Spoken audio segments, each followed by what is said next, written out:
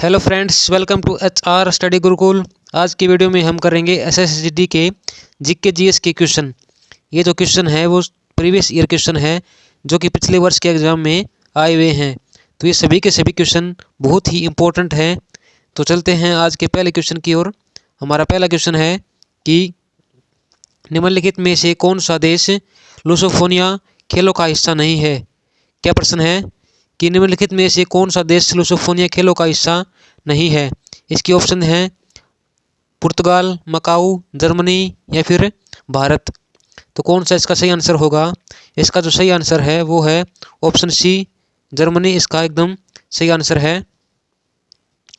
ठीक, इससे next question है कि RBI के अनुसार 1980 के दशक में, क्या प्रश्न है कि RBI के अनुसार 1980 के दशक में भारत के GDP में सेवा क्षेत्र की हिस्सेदारी कितने प्रतिशत थी। तो इसके ऑप्शन हैं 38.6%, 18.6%, 58.6% या फिर 78.6%। तो इसका जो सही आंसर है वो है ऑप्शन ए, इसका एकदम सही आंसर है। इससे नेक्स्ट क्वेश्चन है कि निम्नलिखित में से कौन सा त्यौहार असम में देवी कामाख्या के मासिक धर्म की अवधि को चिन्हित करता है। तो इसके ऑप्शन हैं अंबुबाची मेला, मोत्सू मेला त्यौहार, वंगाला फेस्टिवल या फिर चापचरकूट फेस्टिवल। तो इसका सही आंसर कौन सा है? इसका सही आंसर है ऑप्शन ए। ऑप्शन ए इसका एकदम सही आंसर है। इसके अलावा जो ये मोत्सू फेस्टिवल है, क्या है ये मोत्सू फेस्टिवल? ये नागालैंड का एक फेस्टिवल है।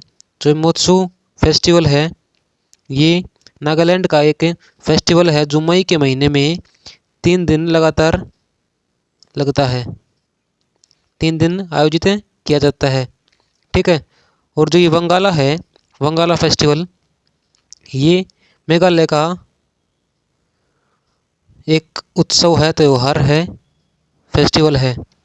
इसके अलावा जो ये चापचरकूट है, चापचरकूट ये मिजोरम का एक फेस्टिवल है। कहाँ का है? मिजोरम का एक फेस्टिवल है। ठीक, इससे नेक्स्ट है इससे नेक्स्ट देखो,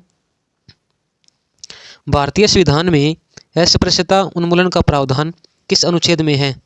क्या प्रश्न है कि भारतीय संविधान में अस्पृश्यता उन्मूलन का प्रावधान किस अनुच्छेद में है।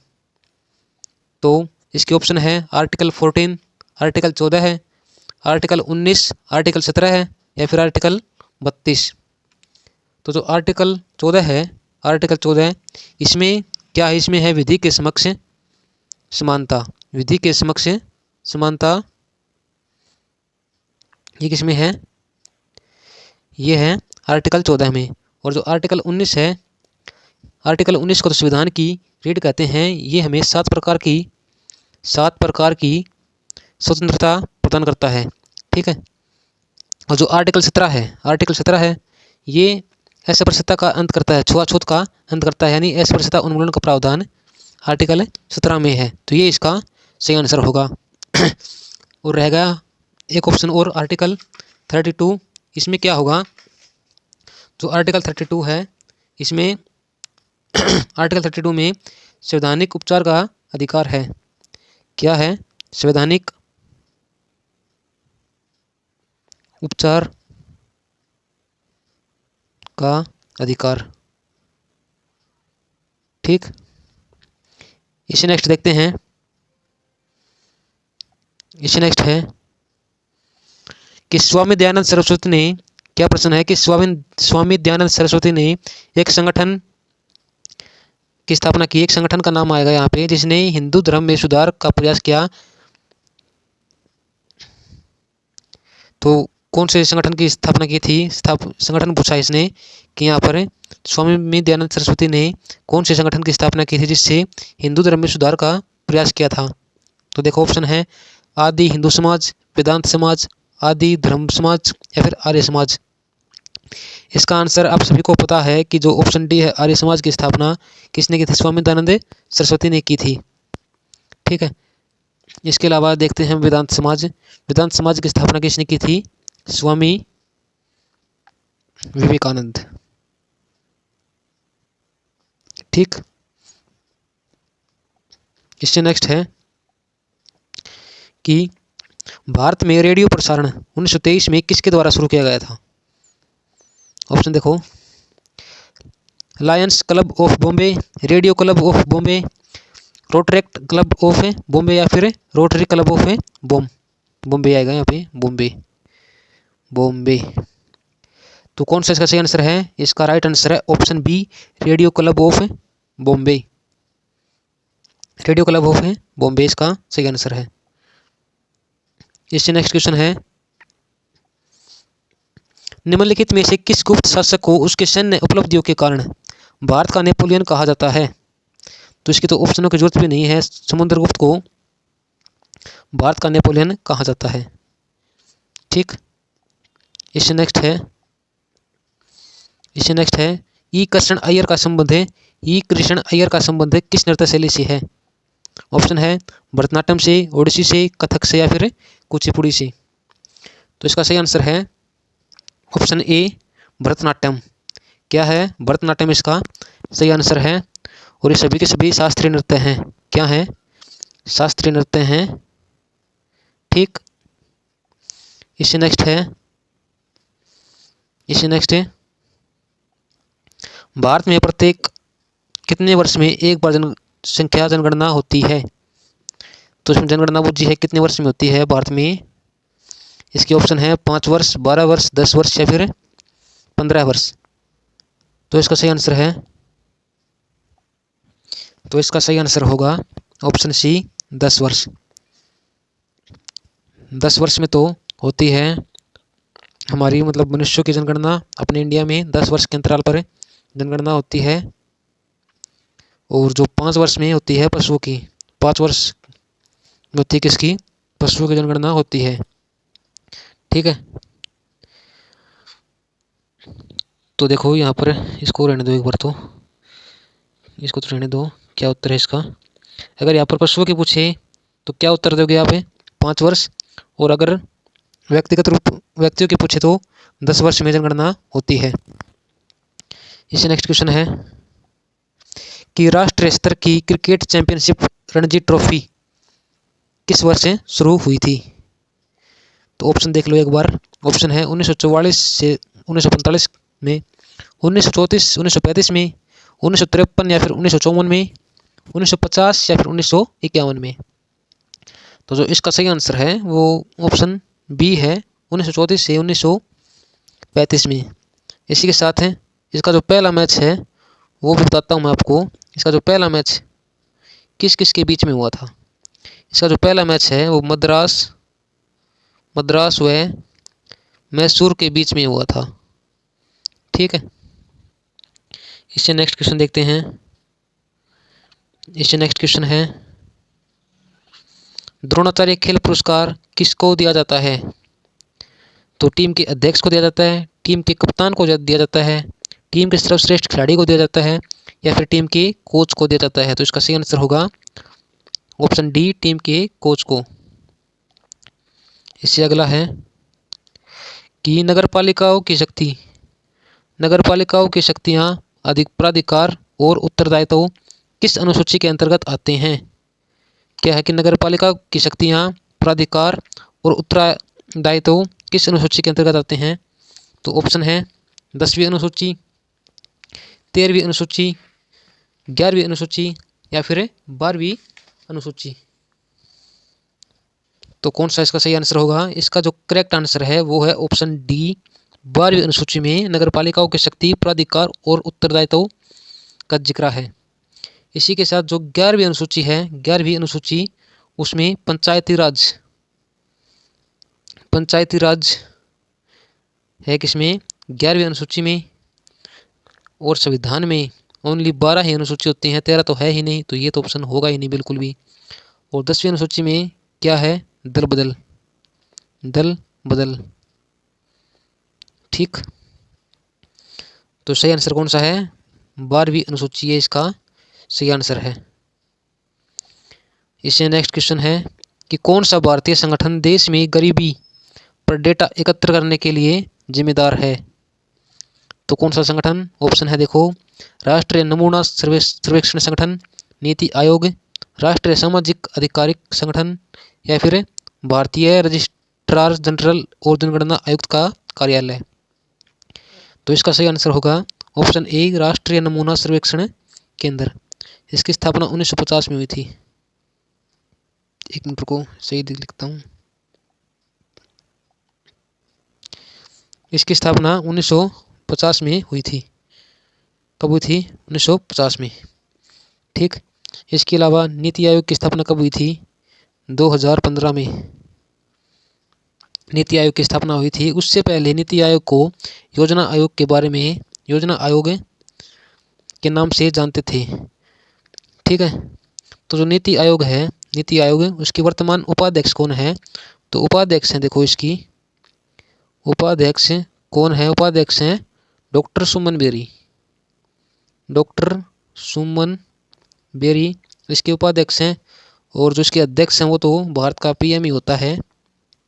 ठीक है, इससे नेक्स्ट क्वेश्चन है कि 14 सितंबर 1948 में भारतीय सेना ने अपने हस्तक्षेप द्वारा किस रियासत पर अधिकार किया था? तो देखो ऑप्शन, त्रिपुरा, असम, हैदराबाद या फिर उत्तर प्रदेश। तो किस रियासत पर अपना अधिकार स्थापित किया था?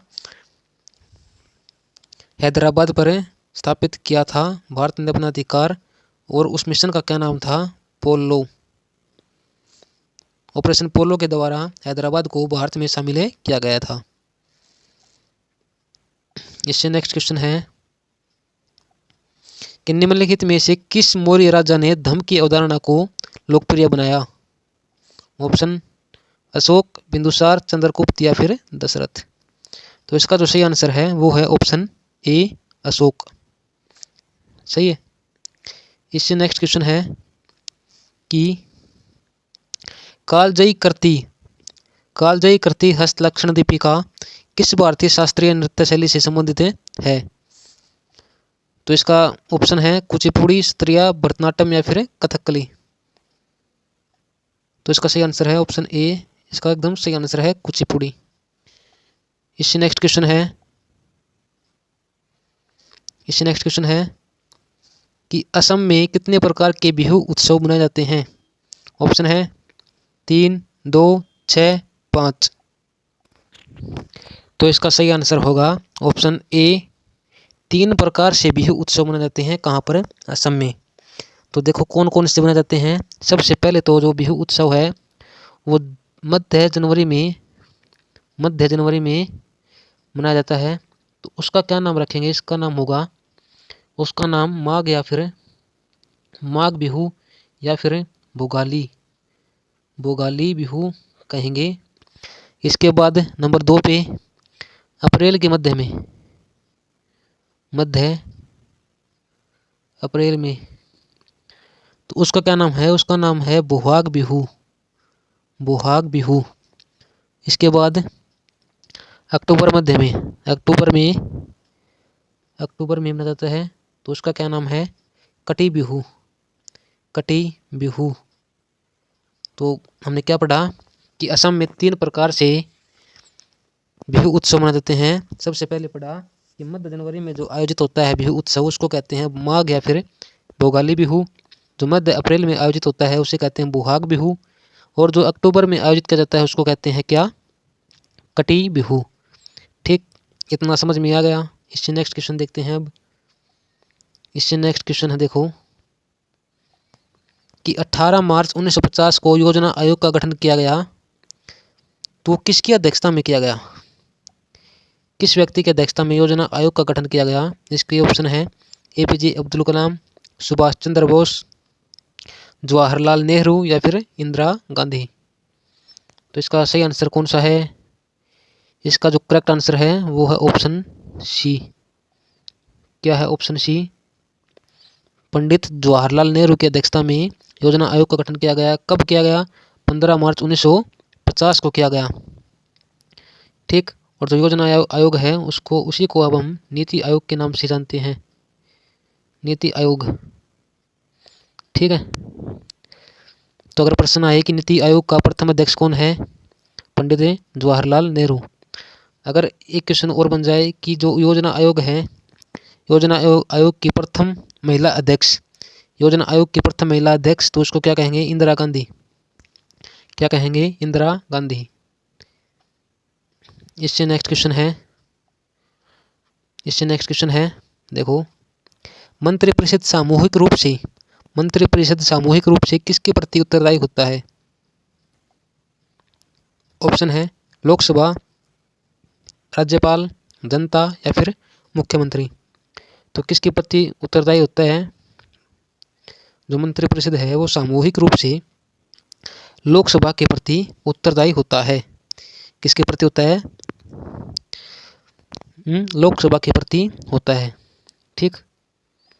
इससे नेक्स्ट क्वेश्चन है, जो आज का लास्ट क्वेश्चन होगा हमारा, वो हम एक साइंस का क्वेश्चन देखते हैं कि एक उपकरण जो परिपथ में धारा की उपस्थिति का पता लगा सकता है उसे किस नाम से जाना जाता है? क्या प्रश्न है कि एक उपकरण जो परिपथ में धारा की उपस्थिति का पता लगा सकता है उसे किस नाम से जाना जाता है? ऑप्शन है ओडोमीटर, स्पीडोमीटर, एमीटर या फिर हाइग्रोमीटर। तो कौन सा इसका सही आंसर होगा? इसका जो करेक्ट आंसर है वो है ऑप्शन सी, एमीटर। एमीटर के द्वारा परिपथ में धारा की उपस्थिति का पता लगाया जा सकता है। ठीक। तो ये हमने कर लिए हमारे आज के एसएससी जीडी के प्रीवियस ईयर क्वेश्चन। आज हमने सिर्फ 20 क्वेश्चन किए हैं, लेकिन नेक्स्ट वीडियो में हम और क्वेश्चन लेकर आएंगे। हम एक वीडियो में आज हमने कम क्वेश्चन लिए हैं, लेकिन नेक्स्ट वीडियो में हम कोशिश करेंगे कि कम से कम हम 50 क्वेश्चन, कितने क्वेश्चन? 50 क्वेश्चनों को एक क्लास में करें, और वो सभी के सभी प्रश्न प्रीवियस ईयर के होंगे। कौन से होंगे? प्रीवियस ईयर के क्वेश्चन होंगे। और इनकी पीडीएफ, अगर आपको पीडीएफ चाहिए तो पीडीएफ के लिए हमारे टेलीग्राम चैनल को ज्वाइन कर लीजिए। वहाँ पर आपको एकदम फ्री में पीडीएफ प्रोवाइड कराई जाती है। ठीक है। तो आज के लिए हम सिर्फ इतना ही रखने वाले हैं। मिलते हैं नेक्स्ट वीडियो में। धन्यवाद।